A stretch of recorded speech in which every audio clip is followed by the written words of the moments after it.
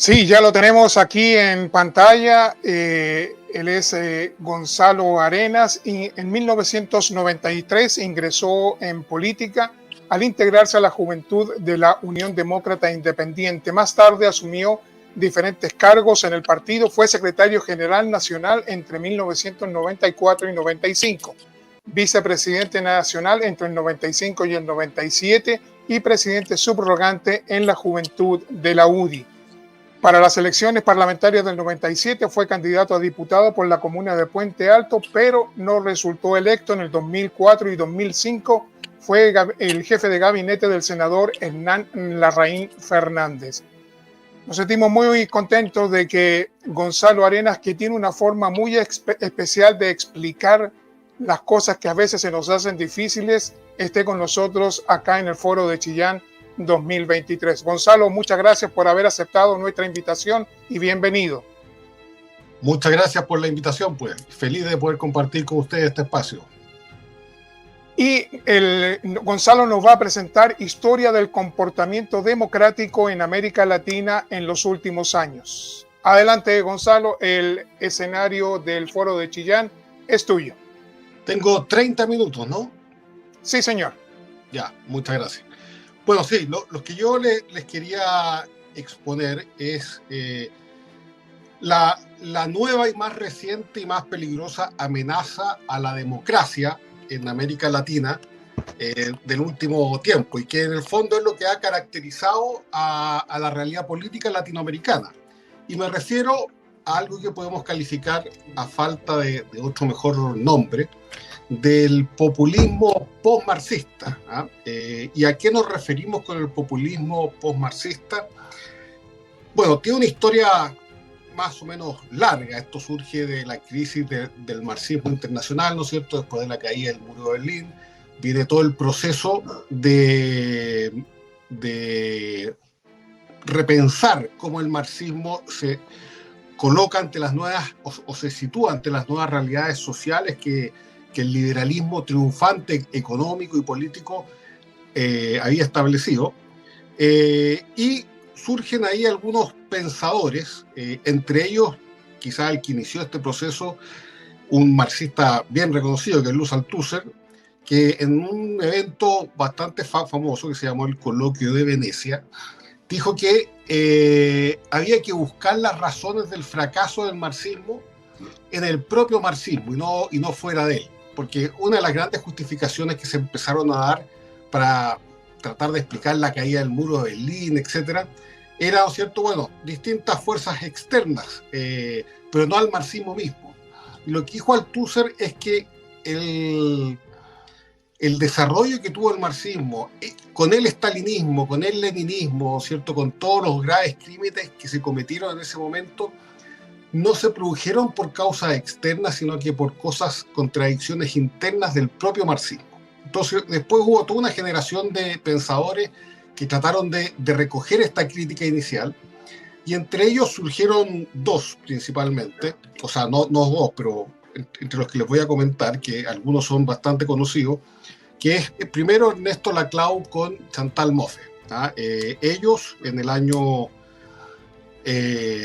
1985 publicaron un libro que tuvo mucho impacto, muy importante, que se llamó Hegemonía y Estrategia Socialista, y que en el fondo se entiende que es como el inicio del postmarxismo que se llamó en su primer momento. ¿Y cuál es la característica de este postmarxismo, que al final es el que se ha tomado nuestras democracias liberales en América Latina hasta el día de hoy?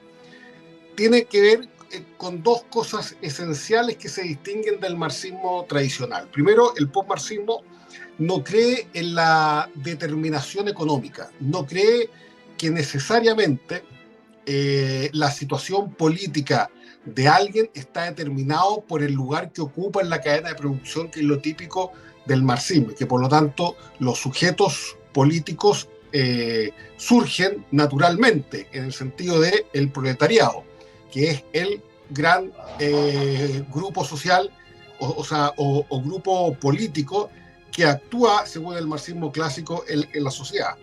Lo que dice Chantal Mouffe y Laclau es que hoy día en la sociedad liberal, con todos los cambios que se han producido socialmente, ya no existe una sola clase social que sea el gran sujeto y vanguardia de la revolución. Y es más, dicen que ni siquiera hoy día los sujetos políticos están definidos por la economía, sino que todos los sujetos políticos actuantes son sujetos construidos discursivamente y por lo tanto no son necesarios, sino que son construcciones políticas que permiten generar un sujeto político que sea capaz de realizar la revolución con las características que tiene hoy día el liberalismo post siglo XX. Entonces, estas ideas se van concretando y llegan a América Latina a través principalmente de profesores y académicos españoles, jóvenes, que son los que después crearían Podemos. Muchos de ellos hacen sus tesis doctorales acá en América Latina, muchos son asesores, fueron asesores de Hugo Chávez, de Correa, de Evo Morales, de Kirchner. Ernesto Laclau fue asesor de todos ellos también, tuvo una gran amistad con los Kirchner, de hecho, y empezaron, ¿no es cierto?, a tratar de ver cómo se lograba en la práctica aplicar esta nueva visión post-marxista. Y por supuesto que todas las realidades continentales tienen sus particularidades. Sí, quizás hay dos particularidades que siempre han marcado América Latina, que son la dictadura y los populismos.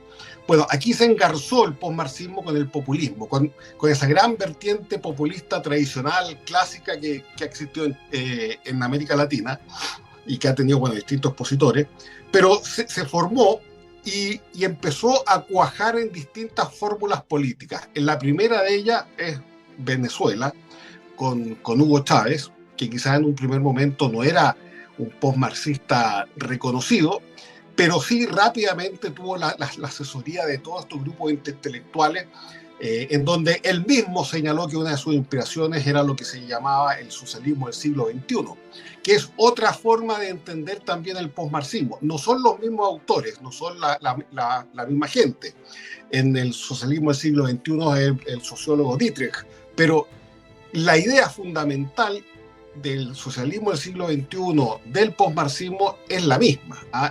Es buscar nuevos sujetos revolucionarios, no creer 100% en el determinismo económico y por lo tanto lograr articular una gran cantidad de demandas sociales insatisfechas que no tengan color político, que permitan hacer despertar a nuevos sujetos políticos que antes no participaban en la discusión política y en temas también nuevos, y por eso el indigenismo, el ecologismo, el feminismo, etcétera, tratar de articular políticamente o simbólicamente estas demandas y darles un contenido revolucionario y que en el fondo lo que busca es sustituir el capitalismo por un sistema nuevo político y económico que es el socialismo.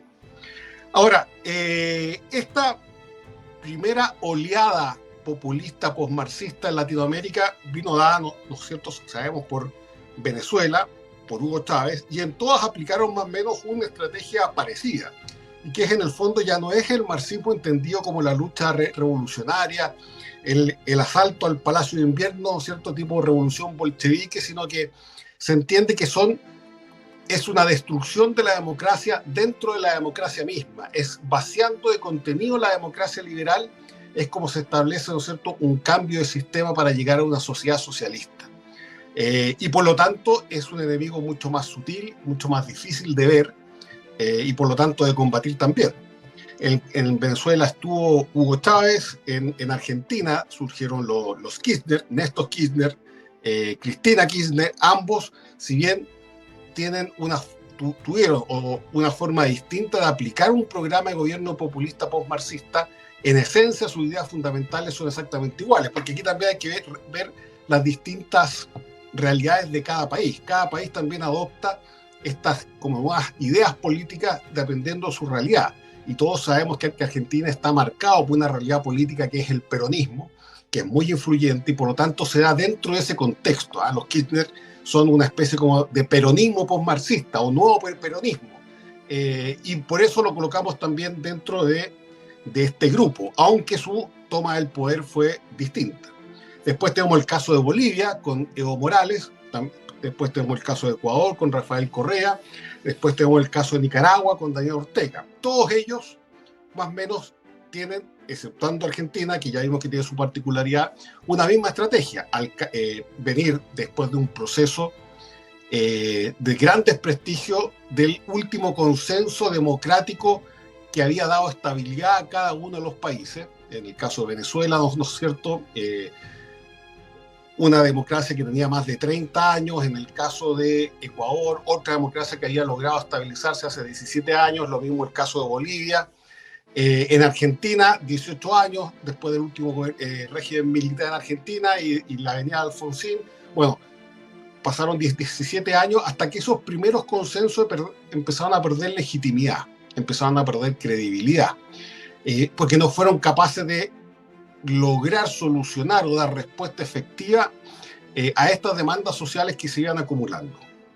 Y eso es el terreno fértil para esta primera oleada de populismo postmarxista que vino ayudada además, porque tuvo mucha suerte, con el boom de los commodities en Latinoamérica, en Sudamérica especialmente, entre los años 2004 y 2014, que fue la época de esta primera oleada de populismo postmarxista. Hubo un gran despertar económico chino que requirió un consumo de materias primas gigantesca, y eso produjo unos ingresos totalmente desproporcionados a lo que eran los ingresos normales por las materias primas que cada país exportaba, y por lo tanto permitieron que estos regímenes populistas postmarxistas establecieran políticas redistributivas muy fuertes y que hayan quedado con un cierto aire de viabilidad económica y política. Fue el caso de Venezuela con el petróleo, fue el caso de Argentina con la soya, fue el caso de Ecuador con el petróleo también, fue el caso de Bolivia con el gas natural, fue el caso, en el caso de Nicaragua, lo fue porque recibió muchos recursos desde Venezuela. También afectó a otros países. En Chile, por ejemplo, los ingresos provenientes del cobre también aumentaron en una cantidad increíble, y por lo tanto permitió que muchos países que podían aplicar políticas económicas, sociales y económicas bastante irresponsables y populistas, como fue Evo Morales, etcétera, pudiesen sobrevivir tantos años. Entonces tenemos una primera oleada populista postmarxista que tiene una legitimidad aparente, con un sistema democrático que sin embargo se va vaciando cada vez más, y con un respaldo o una legitimidad económica que no es por virtud de ninguno de los sistemas o ideas que ellos establecieron, sino que simplemente por un tema coyuntural que fue el boom de los commodities argentinos. Pero cuando se acabó el boom de los commodities, que fue más o menos el 2014, empezaron a surgir los problemas. Y cayó Rafael Correa, cayeron los Kirchner, cayó Evo Morales. Fue capaz de mantenerse Hugo Chávez, que lo hizo porque tenía un sistema mucho más militarizado. Y también en el caso de Nicaragua, que también ha logrado mantenerse en base también a convertirse en una dictadura propiamente tal. Es decir, los que han logrado mantenerse lo han sido exclusivamente, ya olvidando plenamente esta especie de legitimidad democrática primera que tenían, y han pasado a ser, ¿no es cierto?, dictaduras en forma. Estoy hablando de Venezuela y Nicaragua. Ahora, sin embargo, hubo una segunda oleada de populismo postmarxista, porque derrotados con esta primera estrategia de simulación democrática, vinieron después, el año 2019, los que se llamaron los estallidos sociales, y que yo lo engarzo absolutamente con lo que es este populismo postmarxista y con lo que fueron esos regímenes políticos. Ocurrieron en el año 2019 estallidos sociales fuertes en Colombia, en Ecuador y en Chile. Y estos no fueron al azar, no fueron independientes unos de otros, sino que uno, cuando los analiza, puede ver que hay coincidencias y formas de actuar y estrategias y mensajes que son prácticamente iguales. En Colombia existió la primera línea, lo mismo que en Chile. Incluso los carteles que se utilizaban en las marchas, en las protestas, mandaban los mismos mensajes. El feminismo jugó un rol importante en cada uno de ellos. Es decir, aquí hubo una estrategia para destruir ahora ya, a través de una insurrección de masas, las democracias que no habían logrado someterse a través del sistema del vaciamiento de la democracia. Y no es menor decir que de los 3 países que sufrieron esta segunda oleada de populismo postmarxista, se encontraban los 2 presidentes de centro derecha en esa época en Sudamérica, que era, ¿no es cierto?, el presidente Duque en Colombia, el presidente Sebastián Piñera en Chile, y en el caso de Ecuador, con el presidente Lenín Moreno. Hay que recordar que si bien se puede decir que fue un sucesor de Rafael Correa, rápidamente Lenín Moreno empezó a adoptar medidas y políticas que contradecían todo lo que había hecho Rafael Correa, de hecho de llegar a acuerdos con el FMI, lo acusaron de tener algunas políticas neoliberales, por lo tanto también pasó a formar parte del grupo de los enemigos de este populismo postmarxista, y por eso se entiende también que se haya dado en esas circunstancias. Y, ojo, esta segunda forma o segunda oleada de la estrategia populista postmarxista tuvo éxito. ¿Tuvo éxito en qué sentido? Los 2 presidentes que siguieron a los presidentes de centro derecha en esa época, estoy hablando de Duque en Colombia y de Sebastián Piñera en Chile, fueron candidatos presidenciales que avalaron la violencia en esos estallidos sociales. Fueron candidatos que las promovieron, que se beneficiaron de ella y por lo tanto llegaron al gobierno gracias a la violencia. En el caso de Petro en Colombia y en el caso de Gabriel Boric en Chile. Por lo tanto, uno podrá decir, bueno, no lograron votar los gobiernos respectivos, efectivamente, pero sí lograron darle viabilidad a candidaturas que en tiempos normales yo creo que no habrían tenido ninguna opción electoral, ni en Ecuador, ni en Colombia, ni en Chile. Ahora, esta segunda oleada postmarxista está en el gobierno, en 2 gobiernos, todavía le falta, ¿no es cierto?, poder impregnar otras realidades, pero tenemos antecedentes nuevos. Volvió Lula, y lo más probable es que se vuelva a activar con bastante fuerza el Foro de Sao Paulo, y al final tenemos que ver cómo va a evolucionar, y esa es la gran amenaza que vive hoy día la democracia en Latinoamérica, cómo va a evolucionar esta estrategia populista postmarxista después de esta segunda oleada. Se va a contentar simplemente con haber llegado al poder, cambiar radicalmente la institucionalidad de cada país. Recuerden que en la primera oleada todos estos presidentes lo primero que hicieron fue llamar a grandes asambleas constituyentes, en el fondo para poder modificar el sistema democrático liberal de tal forma que terminara prácticamente vacío. Bueno, hoy día no sabemos cuáles van a ser los siguientes pasos.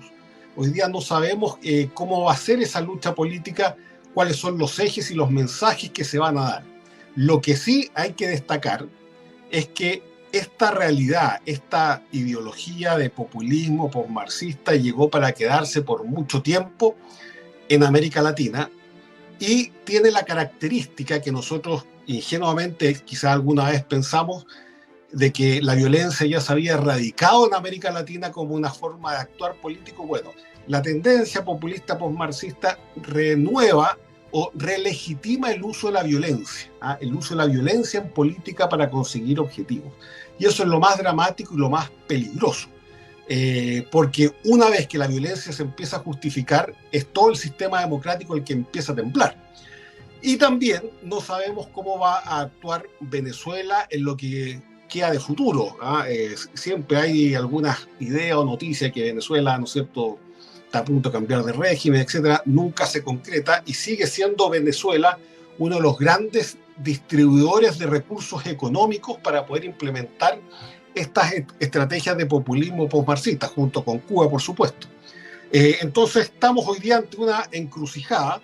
En el caso de Chile, por ejemplo, se intentó llevar hasta el extremo esta experiencia postmarxista con una primera convención constituyente que elaboró un texto constitucional que era una locura, absoluta, si uno lo comparaba con lo que era la tradición constitucional chilena. Fue tanta la locura y la borrachera ideológica que se plasmó en ese proyecto constitucional que la gran mayoría de los chilenos la rechazó en un resultado que fue inexplicable para muchos. Y ahora estamos en un segundo proceso constituyente. No sabemos bien cómo va a terminar este segundo proceso constituyente. No sabemos bien qué pasa si se aprueba, qué pasa si se rechaza, se van a activar movilizaciones o no se van a activar. Lo que sí sabemos, y es algo que debemos tener en cuenta en toda Latinoamérica, es que esta línea o estrategia política populista posmarxista ocupa la violencia y la vía insurreccional como medio legítimo de acción política. Por lo tanto, es de esperar, o tenemos que prepararnos, de que va a haber violencia, va a haber mucha violencia. En los próximos años vamos a tener democracias que van a estar asediadas, amenazadas, y por lo tanto hay que tener ahí una capacidad de convencer sobre los privilegios o sobre las mayores garantías que tienen las democracias liberales en países como los nuestros. Nosotros siempre hemos tenido una tradición democrática en general débil. Siempre hemos tenido una tradición democrática que ha caído bajo la tentación de los populismos o la tentación de las dictaduras, y por lo tanto nos ha costado tener una institucionalidad o una tradición democrática arraigada en nuestra ciudadanía.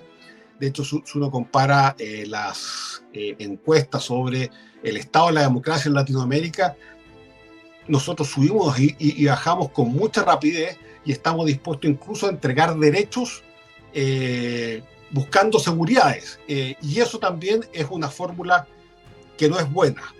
Nosotros tenemos que tratar de reforzar las convicciones democráticas y republicanas de la población y mostrar que hoy día la izquierda que está llamada a ser protagonista en los próximos años, no es la misma izquierda socialdemócrata que uno pudo haber visto en la época de la exconcertación en Chile, que pudo haber visto, ¿cierto?, en el caso, bueno, en otros países, en el caso de Perú, en el caso de Colombia mismo también, etcétera, sino que lo que se llamó la marea rosa en general. La marea rosa en general tenía elementos tanto posmarxistas como socialdemócratas. Yo aquí estoy sacando a los socialdemócratas y estoy diciendo que el monopolio de representación de la izquierda, colocando el caso de Chile, lo tiene esta nueva izquierda radical, y por lo tanto los defensores de la democracia ya no van a estar en la división tanto izquierda o derecha, sino que aquellos que creen en ciertos principios de la democracia liberal y quienes no, y van por esta vía populista posmarxista. Por lo tanto, esa es una de las amenazas más graves. Es un resurgir del marxismo, ya no en su vertiente clásica, pero igualmente dañino para los países, que se suma a una tendencia tradicional nuestra que es el populismo. Y esto da esta especie como de monstruo de dos cabezas, populista y posmarxista a la vez, que le da la individualidad o especificidad clara en su actuar político en América Latina. Van a surgir lo más probable nuevos representantes de este tipo de dirigentes. Una vez que pase Maduro, por ejemplo, en Venezuela, estoy seguro que van a venir otros dirigentes que van a utilizar estrategias quizás más frontales, pero yo creo que estamos en un periodo que, si bien hemos logrado a medias parar dos oleadas de regímenes antidemocráticos de izquierda, yo creo que una tercera oleada que se pueda dar en los próximos años va a ser mucho más difícil de conjugar, y por lo tanto ahí hay que tener una estrategia importante y una estrategia en clave de democracia liberal, de cómo logramos que nuestras sociedades realmente tengan una tradición republicana, sepan defender esa tradición republicana y sepan que hay principios que incluso no se transan, incluso ante amenazas graves, porque tan grave como tener un gobierno populista posmarxista, ¿no es cierto?, autoritario de izquierda, es caer en las mismas soluciones, pero a la derecha. Cuando uno no confía tampoco en los principios de la democracia liberal por el lado de la derecha y termina también en gobiernos, como tenemos algunos casos en América Latina, en Centroamérica especialmente, en donde se pasan a llevar de derechos propios de la democracia con fines muy altos, como uno los quiera ver, ¿no es cierto?, de delincuencia, paz social, etcétera. Al final uno termina debilitando el sistema en su conjunto, y eso al final hace que los adversarios también se sientan con la misma legitimidad de ocupar violencia y fuerza en las relaciones políticas, y eso solo termina en un mal para todos los países, y con la experiencia que tenemos nosotros en América Latina, por supuesto que puede ser aún más peligroso. Eso más o menos en resumen lo que yo les quería contar. Me habían dicho que dejara un espacio para preguntas y consultas, así que yo feliz respondo todo lo que me quieran decir.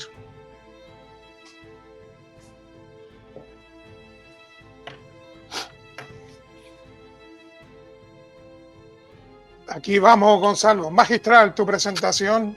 No sé si fue muy rápido. No, perfecto en tiempo, perfecto en tiempo. Ya. Tengo un par de preguntas aquí. Voy a tratar de hacerlas todas, a ver si podemos ahí llegar a una respuesta. La fuerza de Lula en Brasil, ¿tú crees que fortalece el Foro de Sao Paulo o ya el Foro de Sao Paulo es olvido? Es que yo creo que el Foro de Sao Paulo como instrumento, como cascarón, puede no ser tan influyente, pero las ideas del Foro de Sao Paulo, la fuerza política del Foro de Sao Paulo esa izquierda sigue igual de fuerte y puede crear otros vehículos. Quizás no va a ser un Foro de Sao Paulo, podrán ser foros nacionales, locales, etc.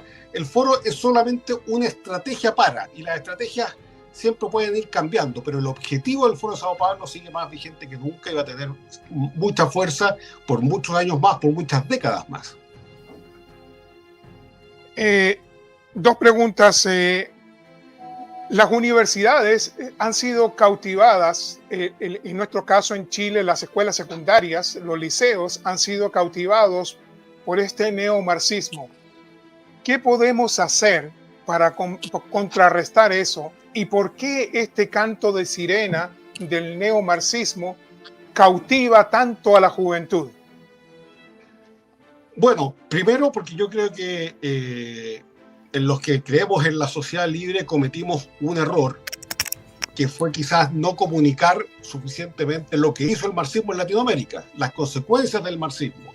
Y hay generaciones que piensan, por ejemplo, en el caso de Chile, que Chile poco menos que se inició en 1990 y por lo tanto siempre hemos sido un país que crece, un país próspero, un país sin mayores problemas sociales, un país donde es normal que los niños cuando salgan de cuarto medio entren a la universidad. Y el punto es que esa no es la normalidad del país.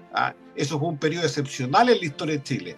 Chile, en la inmensa mayoría de su historia, ha sido un país pobre, un país donde sectores gigantescos de la sociedad han vivido no en la pobreza, en la miseria, en donde teníamos tasas de analfabetismo del 10 al 20% en los años 60. Entonces, yo creo que el gran error que hemos cometido es no mostrar que este periodo actual no es casualidad, no es algo que se dio naturalmente, sino que fue un esfuerzo político de muchas generaciones, fue producto de un aprendizaje que tuvimos después del gobierno de la Unidad Popular, y por lo tanto que son equilibrios o victorias frágiles, que se pueden caer. Y yo creo que estas nuevas generaciones no tienen conciencia de eso, creen que esto se da naturalmente. Yo cuando hablo con mis hijos, a ustedes les debe pasar también, ¿no es cierto?, cuando les cuento cómo era la infancia de uno versus la infancia de ellos, se sorprenden ante la inmensa diferencia en oportunidad y en recursos que había. Bueno, porque creen que Chile nació recién, creen que Chile nació con MOL, y no fue así. Entonces yo creo que ahí hay un tema importante que mostrarles que todos los desarrollos que se pueden haber dado no son naturales, no son casualidades, sino que son productos de experiencia del pasado, y contarles más la historia. Yo me sorprendo, por ejemplo, el otro día leía que cerca del 70% de los chilenos no había nacido para el 11 de septiembre del 73. No había nacido, o sea, a ellos hay que contarles desde cero prácticamente lo que fue ese periodo. Y por ende, ¿no es cierto?, que empiezan a tomar conciencia que la lucha política es más compleja y que hay una historia detrás que no se puede soslayar. Entonces yo creo que el tema educacional pasa por informar mucho, y sobre todo en conocer la historia política de los países, en este caso de Chile. Freddy. Hola, Gonzalo. Hola, Freddy. Una consulta. ¿Qué tan profundo crees que puede ser el amedrentamiento a la democracia luego del magnicidio ocurrido en Ecuador? Yo creo que muy grande, porque además, es algo que por supuesto no tengo cómo probar todavía, pero se dio en el caso de Chile, se dio en el caso de Ecuador. Aquí este nuevo neomarxismo o populismo postmarxista, no digo que tenga redes con el narcotráfico y el crimen organizado, pero sí se benefician mutuamente. A las grandes redes de narcotráfico les sirven países institucionalmente débiles, democracias que se puedan capturar fácil, instituciones que no funcionan. Ese es un lugar privilegiado, ¿no es cierto?, para que el narcotráfico y el crimen organizado se pueda movilizar. Lo vimos aquí en el estallido social en Chile, tuvimos una violencia inusitada, y si uno lo ve, esa gran parte de la violencia era violencia delictual, y más que delictual, eran violencia de crimen organizado. Entonces, yo veo que una de las grandes amenazas, de hecho, a la democracia que viene, es que esta tendencia de izquierda populista, postmarxista, es un terreno muy propicio y muy bueno para el crimen organizado, y yo creo que eso está viendo en Ecuador.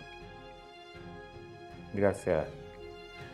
Gonzalo, en todo esta presentación que tú nos diste, ¿cómo podemos mirar las personas que tenemos análisis crítico o un poco de análisis crítico esta idea que ha surgido en diferentes países de Latinoamérica de una nueva constitución, como estamos de hecho enfrascados en Chile? ¿Cómo conecta con todo esto que tú nos has presentado esta idea mesiánica de crear una nueva constitución? Bueno, este tema de las asambleas constituyentes es muy antiguo en el marxismo. Ya Lenin, en la estrategia que les decía a los soviets que tenían que continuar, ¿no es cierto?, después de 1917, siempre decía que era una de las herramientas esenciales era hacer una asamblea constituyente, y que esa asamblea constituyente trabajara en un ambiente de la mayor violencia posible para que se pudiesen aprobar cosas que en tiempos normales no se aprobarían, y una vez capturado institucionalmente esa democracia, implementada el marxismo. O sea, es una táctica o una estrategia tan antigua como el marxismo mismo. También lo dijo Gramsci en su momento, ¿cierto?, y en esta estrategia de las asambleas constituyentes. Por lo tanto, que en Latinoamérica hayan surgido este populismo postmarxista con la estrategia de las asambleas constituyentes es lógico, era esperable, y hay que contrarrestarlo. ¿En qué sentido? De ninguna de estas asambleas constituyentes que se han hecho por estos dirigentes postmarxistas ha salido una mejor constitución que la que había antes. Todas las constituciones que han salido de estos procesos han sido constituciones que han debilitado la democracia, han aumentado el autoritarismo, han hecho esos países más bien de izquierda, estatistas, clientelares, y por lo tanto yo creo que hay que oponerse a todas esas primeras realidades de asambleas constituyentes que tuvimos en Latinoamérica, porque todas ellas eran en realidad un caballo de Troya, era una forma con una legalidad formal que al final iban a destruir esas democracias, como lo hicieron en Bolivia, como lo hicieron en Ecuador, como lo hicieron en Venezuela. Gonzalo, ¿cómo ves tú el actual regreso y el futuro de esta corriente conservadora que se está presentando en algunos países, y que partimos con Chile también con los resultados del último proceso constituyente de los electos, básicamente? Sí, o sea, es normal que cuando los países se van a un extremo, el movimiento pendular se vaya rápidamente, ¿no es cierto?, al otro extremo. Yo no creo que exista, eso sí, una como especie de revolución ideológica conservadora, sino que yo creo que la gente está votando y dándole su preferencia quizás a ese tipo de candidatos porque son los que más firmemente han adoptado posición, en el caso de la delincuencia, ¿no es cierto?, en el caso de fortalecer la democracia, etc.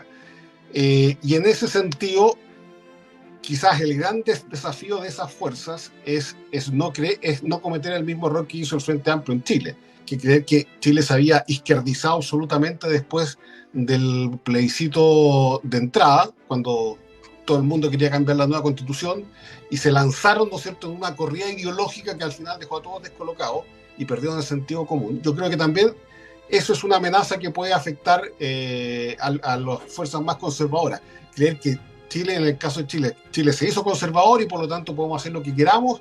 No, lo que busca la gente son soluciones y sentido común, y yo creo que los que van a triunfar el día de mañana van a ser, bueno, como ocurre siempre en política en realidad, los que mejor conecten con el sentido común de la mayoría de la población.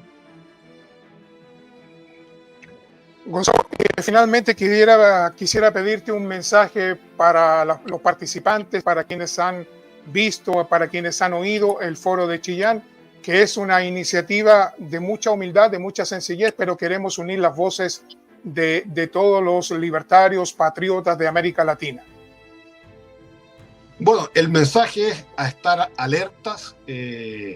Esta corriente postmarxista, populista, no ha terminado, está muy lejos de perder fuerza o de haber sido derrotada. Va a buscar otros mecanismos. Generalmente van a ser mecanismos violentos porque vemos que cada vez se legitima más la violencia como forma de acción política, y para eso nuestra gran defensa es el sentido común, el sentido, ¿no es cierto?, de lo que quieren las familias en general, no solamente en Latinoamérica, sino que en el mundo, vivir en un país ordenado, que progresa, que los hijos tengan más oportunidades que uno y que por lo tanto sea un país donde la gente sienta que tiene un futuro. Yo creo que con esas ideas básicas uno puede defender lo que es la democracia liberal. Esa democracia, estoy diciendo liberal, no en el sentido moral, sino que en el sentido de ideología, de creer en la separación de poderes, de creer en un sistema de mercado libre, etc. Yo creo que respetando esos principios básicos podemos salir adelante, pero eso requiere sobre todo mucha educación, y por lo tanto yo creo que el gran mensaje a todos, y bueno, y lo que hacen ustedes también con el Foro de Chillán, es comunicar, enseñar y mostrar para que la gente esté consciente de lo que ocurre. Gonzalo, queremos agradecerte tu participación en el Foro de Chillán 2023. Vamos a seguir en contacto porque la batalla recién comienza y aún no termina. Un abrazo grande, Gonzalo. Gracias, hasta luego. Gracias, Gonzalo.